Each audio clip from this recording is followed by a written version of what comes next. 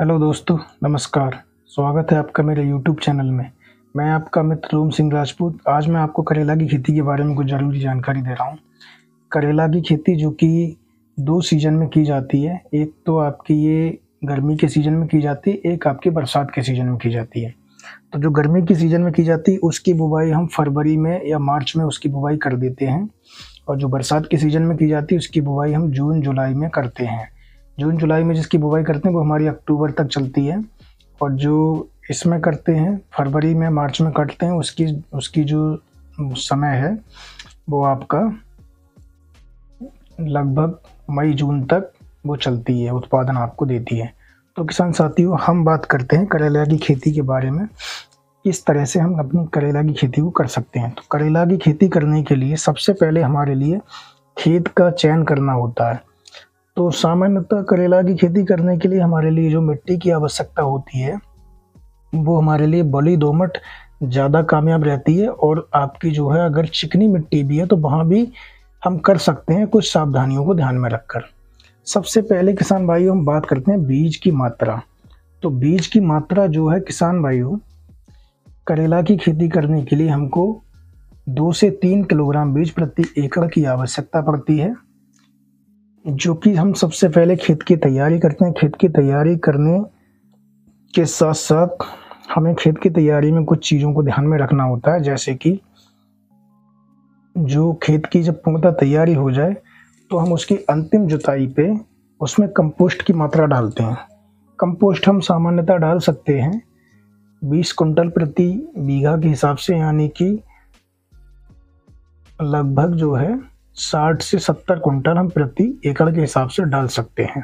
Compost depend करता है compost पे, कंपोस्ट कौन सा है। कंपोस्ट अगर आपका वर्मी कंपोस्ट है तो उसकी मात्रा कम डालेंगे, और अगर FYM है तो उसकी मात्रा थोड़ी बढ़ा देते हैं। किसान साथियों, खेत की अंतिम जुताई पे हम कंपोस्ट डाल देते हैं। उसके बाद में हम खेत की बढ़िया से तैयारी कर लेते हैं, पाटा वाटा लगा के खेत को फिट कर लेते हैं। उसके पश्चात हम उसमें बनाते हैं बेड। 2-2 फीट के हम उसमें बेड बनाते हैं। 2-2 फीट की उसकी जो है दूरी पर, एक बेड से दूसरे बेड की दूरी को 2 फीट कम से कम रखा जाता है।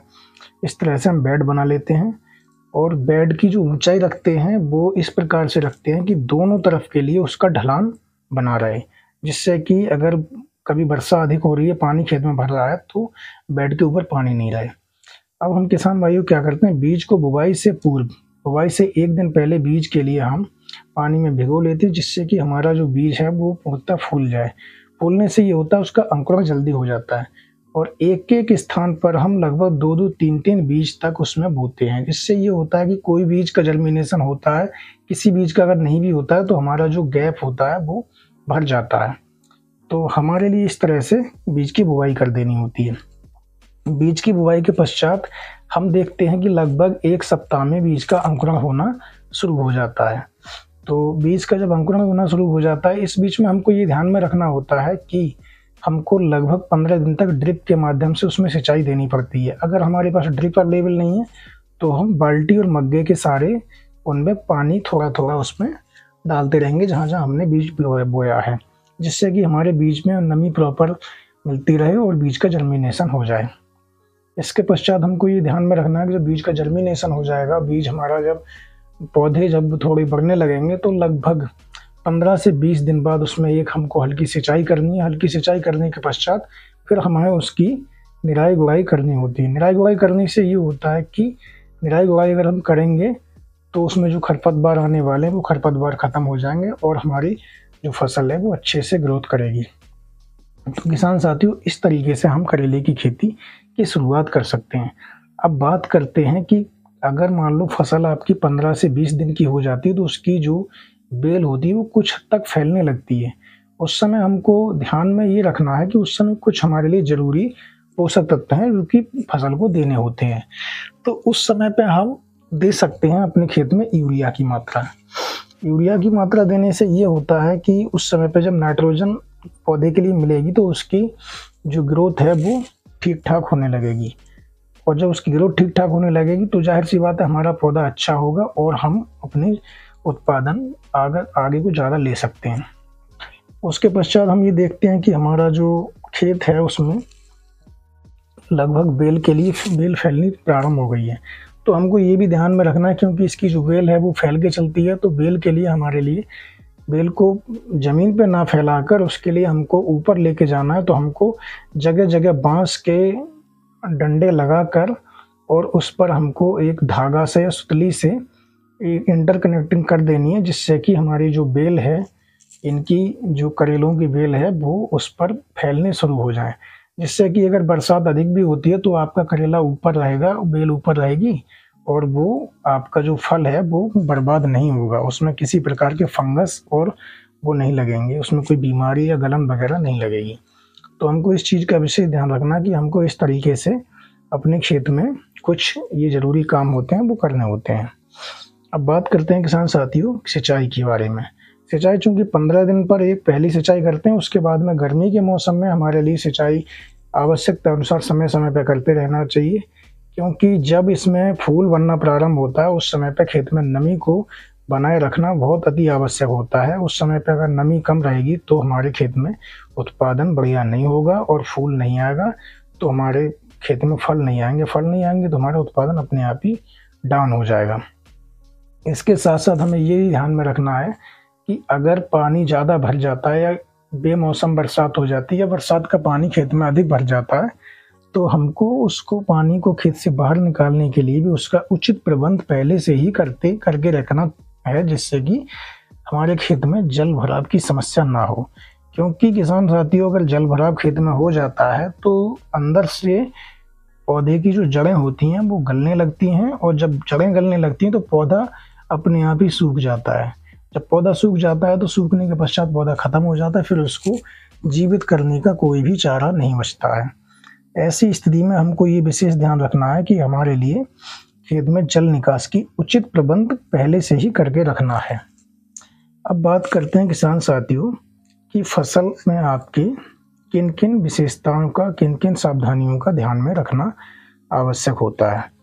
तो किसान साथियों जब आपके फल बनना और फूल आना, फल बनना प्रारंभ हो जाते हैं, उस समय पे आपको ये ध्यान में रखना है कि उस समय पे कुछ पोषक तत्व जरूरी होते हैं, उनकी आपको देने की आवश्यकता होती है। जैसे कि आपका बोरोन हो गया, बोरोन लगाने से ये होता है कि आपका जो भी फल है वो फटता नहीं है और उसका आकार अच्छा बनता है और देखने में वो सुंदर होता है।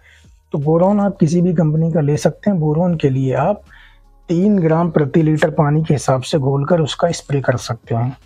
दूसरा, इसके साथ साथ में आप NPK ले सकते हैं, और इनके साथ साथ में कुछ हमको इस चीज़ का भी ध्यान रखना है कि कुछ सुड़ी लगती हैं, कुछ फंगल इन्फेक्शन होते हैं, तो उनको कंट्रोल करने के लिए भी हमको फसल में कुछ जो फंजीसाइड होते हैं, कुछ इंसेक्टिसाइड होते हैं, उनका छिड़काव करना पड़ता है। जैसे कि अगर कोई सुड़ी लगती है तो उसके लिए हम इमामेक्टिन बेंजोएट या फिर इंडोस्कार्ब का छिड़काव करते हैं। इंडोस्कार्ब की जो डोज होती है वो हम 1 ग्राम प्रति लीटर पानी में उसका घोल बनाकर उसका छिड़काव कर सकते हैं, जो सभी प्रकार की सुड़ियों को ख़त्म करने का काम करती है।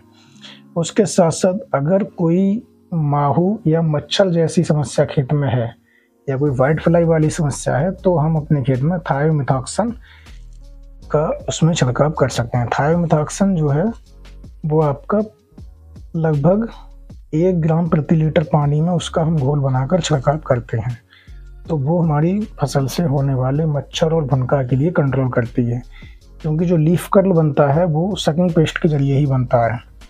अब बात करते हैं, कुछ इसमें लगते हैं पाउडरी मिल्ड्यू और कुछ लगते हैं इसमें डिजीज लगते हैं, जिसके लिए हम कहते हैं mosaic virus, TMV, tobacco mosaic virus. तो टोबैको मोजेक वायरस लगने से क्या होता है कि पौधे का जो पीलापन पत्ते होते हैं वो पीले बनकर और अपने आप वो गिरने प्रारंभ हो जाते हैं। ऐसी स्थिति में हमको क्या करना है, उस समय पे हमारे लिए M45 का हम छिड़काव कर सकते हैं, और M45 नहीं करते हैं तो हम उस समय पे कार्बेंडाजिम प्लस मैंकोजेब का उसमें छिड़काव कर सकते हैं, जिससे कि अपनी फसल को हम इन प्रकार के रोगों से बचा सकें। तो किसान साथियों ये रही कुछ ज़रूरी जानकारी जो कि करेला से संबंधित थी। अब हम बात करते हैं किसान साथियों कि हमें अपनी फसल के लिए जब पूर्णतः तैयार हो जाती है तो किस तरह से तोड़ाई करनी है। जब फसल हमारी तैयार हो जाती है तो हमें ये देखना है कि बीज उसमें पक नहीं पाए, बीज कच्चे बने रहें। उस समय पे हम फलों की तुड़ाई कर लेते हैं। फलों की तुड़ाई करके और बढ़िया तरीके से उनको पैकिंग करके और उनको हम मंडी में, मार्केट में उनको सप्लाई कर देते हैं, जिससे कि उनसे हम अच्छा मुनाफा प्राप्त कर सकें। कोई भी अगर फल पक जाता है तो उसकी क्वालिटी ख़राब हो जाती है, दाना मजबूत हो जाता है, तो बिक्री में दिक्कत करता है। तो किसान साथियों, ये रही करेले से संबंधित कुछ जानकारी। अब मैं आपसे इजाज़त लेता हूँ और अगली वीडियो में मैं आपसे फिर मिलूँगा।